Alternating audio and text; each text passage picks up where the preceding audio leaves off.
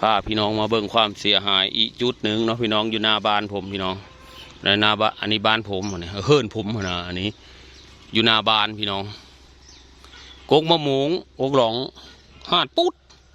เบิ่งจุดที่มันหาดพี่น้องลมแห้งอะไรได้ผู้พัดมาอิวเฮาแต่ว่าตอนหาดผมท่ายอยู่ฟังพุ้นตอนลมแห้งๆนะมีได้ท่ายมาฟังผีตอนกงมะฮุ่งผมล้มคือกันเบิ่งมะโมงพี่น้องเอ้ยความเสียหายน้อยละบาทกับมีได้บาทนี่นะเบิ่งเอามะโมงอกหลงปกติยายเพิ่นได้ขายกูบีได้เขามาซื้อได้ก็ย่างอยู่อันตัวมีหาดนะตัวหาดอันนี้มันเสียดาย